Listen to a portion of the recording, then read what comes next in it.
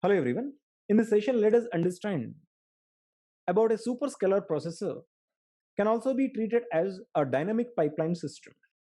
As you already knew what is a static pipeline, it is not very difficult to understand a dynamic pipeline system.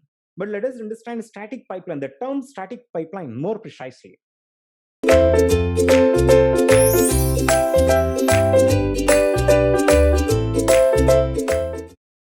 In a static pipeline, you know that there are several and separate stages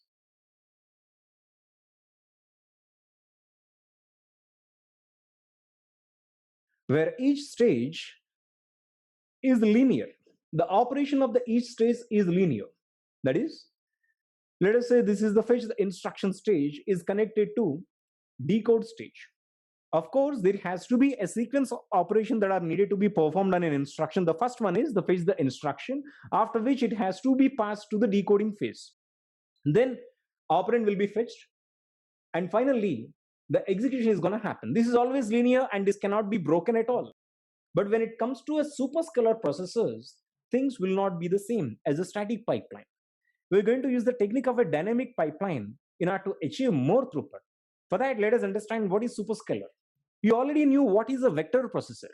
In a vector processor, rather than executing 100 different instructions, we will achieve the same operation, rather same task by executing a single instruction, but on multiple data items at the same time.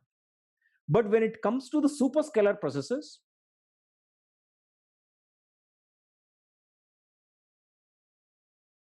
these superscalar processors will be able to deal with only one instruction at a time.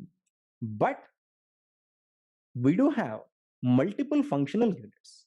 Let us have a look at how this is going to happen. Superscalar processor will have initially a fetch phase, after which we do have a decode phase, but then we do have multiple functional units. Functional unit 1, functional unit 2, and functional unit n. And from all these functional units, finally I do have something called a commit unit. The output will be produced and transferred to this commit unit. From this commit unit to the main memory, the result will obviously be transferred. This is what a superscalar processor is all about. A superscalar processor will be able to produce more number of instructions per one machine cycle. You know that a static pipeline will be able to execute only one instruction per machine cycle. We have discussed for several times. Just recall the static pipeline systems. You may not, you may not recollect the pipeline as a static pipeline, but initially what we discussed was all about a static pipeline. The total pipeline thing, what we discussed was completely static. Static meaning we do have every segment and each and every segment was linear. But here in this pipeline superscalar processors, for one machine cycle, unlike the normal pipeline systems, we will be able to execute many instructions. Once after the instruction is fetched, it will be transferred to the decode phase. And at the same time as the one instruction is being decoded, one more instruction will be fetched. And similarly, the decoded instruction will be transferred to one of the available functional unit. So all these functional unit will be able to deal with one instruction simultaneously at the same time.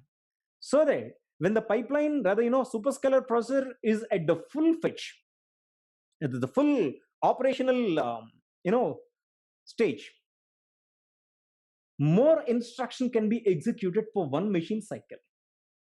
This is all about superscalar processors. Once again, in a superscalar processors, we do have a fetch phase and a decode phase and multiple functional units. So that definitely you can understand now, more than one instruction will be dealt by the processor at the same time, but the processor is only one.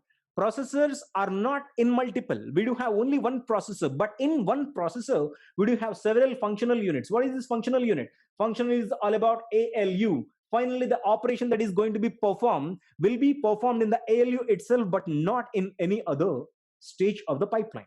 So what we do is we do have multiple functional units. Each functional unit is going to deal with one instruction at the same time.